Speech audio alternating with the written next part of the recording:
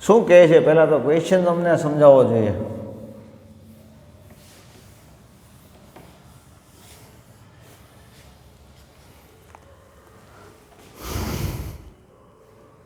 એક કોઈનને how many time toss કરીએ, બરાબર, જેથી એટલીસ્ટ વન ટાઈમ હેડ આવે એની પ્રોબેબિલિટી 90%થી મોર થાય.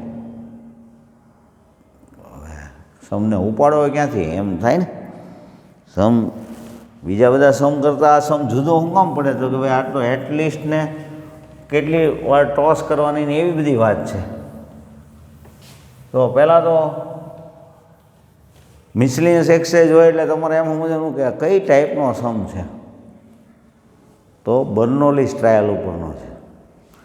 બર્નોલીઝ ટ્રાયલ ઉપરનું ફોર્મ્યુલા શું હતું? તો કે પી of x NCx p raised to x q raised to n minus x x equal to 0 1 2 3 up to n p plus q equal to 1.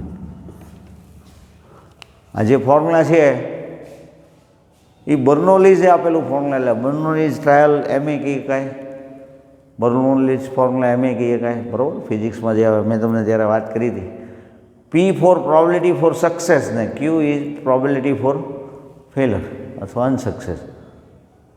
તમે જે ગેમ પ્લે કરતા હો એમાં તમે હેડને સક્સેસ કહો તો હેડને, ટેલને કહો તો ટેલને. આમાં તો બે હરખું આવે, 1/2 1/2 હોય. પણ બધા સમયમાં એવું ન હોય. તમે ડાઇઝમાં એમ કહો કે 1 2 આવે તો આઈ વિન અથવા આઈ સક્સેસ, તો એનો મિનિંગ એની પ્રોબેબિલિટી 2/6 આવે. જ્યારે ફોલ્સ એટલે ફેલર હોય એની પ્રોબેબિલિટી 4/6 આવે, 2/3 આવે. એટલે પી અને ક્યુનો ટોટલ 1 થાય. બે ઇક્વલ હોય એવું જરૂરી નહીં. હેડ અને ટેલની વાતમાં તો એમાં ઇક્વલ હોય છે, કોઈનની વાતમાં, બરાબર. હવે તમને મિસલિનિયસ એક્સરસાઇઝનો સમ નંબર 10 ઉપર લઈ જાઓ. એમાં હેડ હોય એને સક્સેસ કહીએ. હેડ ઇઝ સક્સેસ ઓર ગેમ અથવા ટ્રાયલ. આપણે જે ટ્રાયલ કરીએ છીએ, બરાબર, આપણે જે ગેમ પ્લે કરીએ છીએ એમાં હેડ ઈ સક્સેસ કહીએ. હેડ આવે તો આપણે સક્સેસ કહીએ એવું કહીએ, બરાબર. કોઈનમાં હેડ અને ટેલ એની પ્રોબેબિલિટી સેમ હોય, એટલે P equal to 1/2, Q equal to 1 - p, એટલે 1 - 1/2 એટલે 1/2. હવે તમે ડાયરેક્ટ એ કહી શકો અને આમ તમે કેલ્ક્યુલેટ કરો તોય હેડ આવે એને આપણે સક્સેસ કહીએ. તો હેડની પ્રોબેબિલિટી કેવી હોવી જોઈએ? હેડના ચાન્સ કોઈનને હાઉ મેની ટાઈમ ટોસ કરીએ એટલે એનો મિનિંગ એન આપણે ફાઇન કરવાનો છે. આપણા આ સમમાં એન ફાઇન કરવાનો. 1 ટાઈમ ટોસ કરીએ તો n equal to 1, 2 time, 3 time, 4 time, 5 time, બરાબર. અને આ શું આપે? તો કે 0 સક્સેસ તો પી ઓફ 0, એટલે એકેય વાર હેડ ન આવે એની વાત. 1 ટાઈમ હેડ તો પી ઓફ 1, 2 ટાઈમ હેડ તો પી ઓફ 2. હા, આપણે ઘણી બધી વાર એક્સપેરિમેન્ટ કરીએ ને, 2 ટાઈમ હેડ આવે એની પ્રોબેબિલિટી વિચારવી હોય તો પી ઓફ 2 કરવાનું.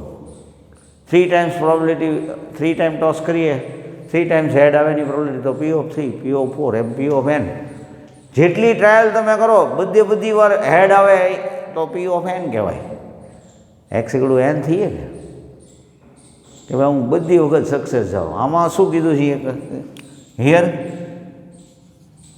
પી of x greater than equal to 90% કે 90% મોર કે ગ્રેટર દેન જ આપ્યું છે.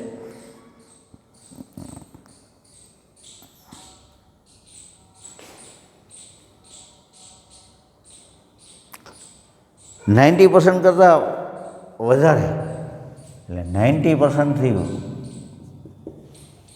ગ્રેટર દેન જ કીધું છે. મોર દેન 90%. પી ઓફ એક્સ મોર દેન 90% એવું કીધું છે. પ્રોબેબિલિટી હેડ આવે એની પ્રોબેબિલિટી છે, બરાબર. 1 ટાઈમ એટલે એટલીસ્ટ 1 ટાઈમ પ્રોબેબિલિટી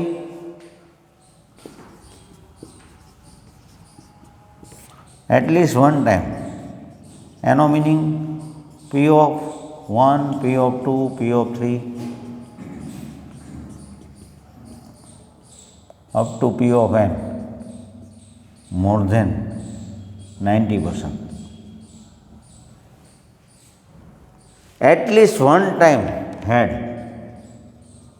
આ કદાચ સ્ટેટમેન્ટનું કદાચ ખબર પડી હોય તો કાંઈ વાંધો નહીં, આ જોઈ લો. એટલીસ્ટ વન ટાઈમ હેડ એનો મિનિંગ શું થશે કે તમે 10 વાર ટોસ કરો કોઈનને, એકવાર હેડ આવવો જોઈએ, બરાબર? એકવાર હેડ આવે એની પ્રોબેબિલિટી 90% કરતાં મોર હોવી જોઈએ, સોરી એમ છે. એટલે એકવાર હેડ હોય તો 2 વાર, 3 વાર, 4 વાર, એ બધાનો ટોટલ 90% કરતાં વધારે થવો જોઈએ. હવે તમને ખબર છે કે we know that P of 0, P of 1, P of 2 up to P of n એટલે 1 થાય. બધે પ્રોબેબિલિટીનો ટોટલ 1 થાય. તો આને આપણે કહેવું હોય પી ઓફ 1 થી સ્ટાર્ટ કરીને પી ઓફ n સુધી, એટલે એનો મિનિંગ એવો થયો 1 માઇનસ પી ઓફ 0 મોર દેન 90%, એટલે 9/10.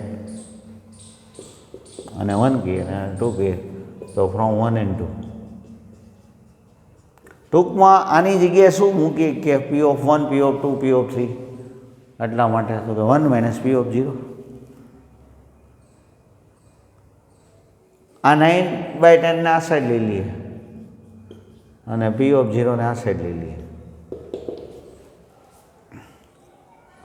હવે આ ફોર્મ્યુલા પ્રમાણે પી ઓફ 0 વિચારો તો શું આવશે? આનું સિમ્પ્લિફાય કરીએ તો 10 માઇનસ 9 એટલે 1/10. અને પી ઓફ 0 એટલે શું થાય તો કે NC0, P raise to 0, Q raise to n minus 0. P અને ક્યુ આપણા સમમાં શું છે તો કે 1/2, 1/2.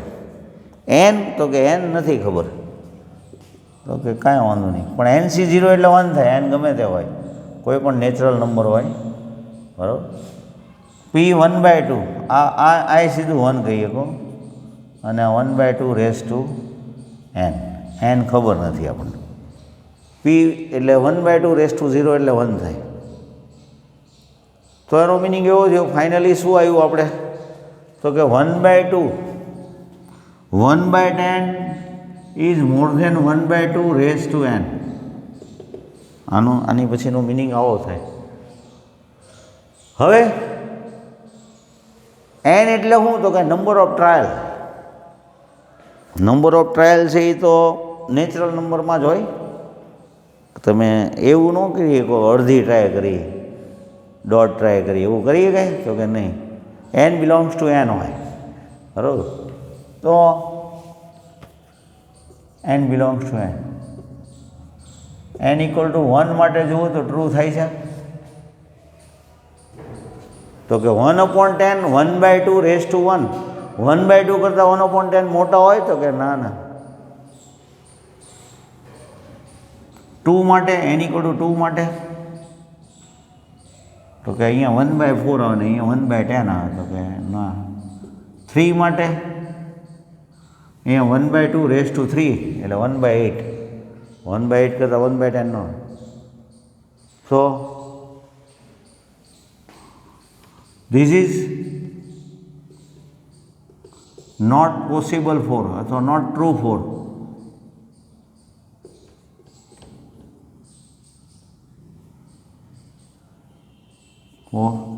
n equal to 1, 2, 3. n equal to 1, 2, 3 માટે આ પોસિબલ નથી, બરાબર? n તમે 1 લ્યો, 2 લ્યો, 3 લ્યો, 4 લ્યો, 1, 2, 3 માટે પોસિબલ નથી. n ઇક્વલ ટુ 4 લ્યો તો શું થાય તો કે 1/2 રેઝ ટુ 4 એટલે 1/16. તો this is true for n equal to 4, 3, 5, 6. એટલે એટલીસ્ટ કેટલી ટ્રાય કરવી જોઈએ તમારે? 4 ટાઈમ ટ્રાય કરવી જોઈએ. કોઈનને ટોસ કરવાની ટ્રાય એટલીસ્ટ 4 ટાઈમ્સ. તો તમને શું ક્વેશ્ચન હતો?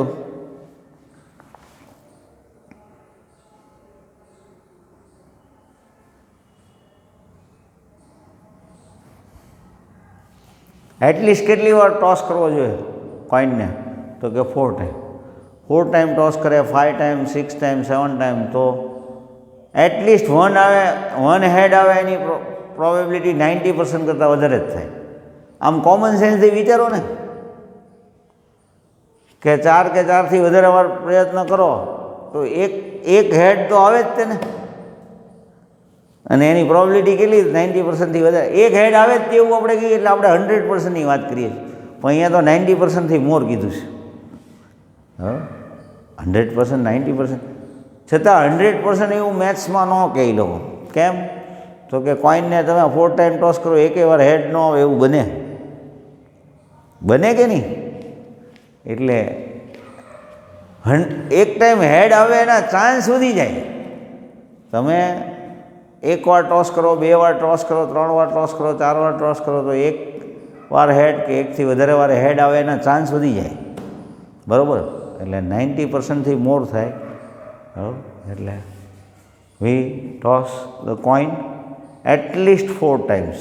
ફાઇનલ આન્સર એમને એમ કહેવાનું કે we toss the coin at least 4 times.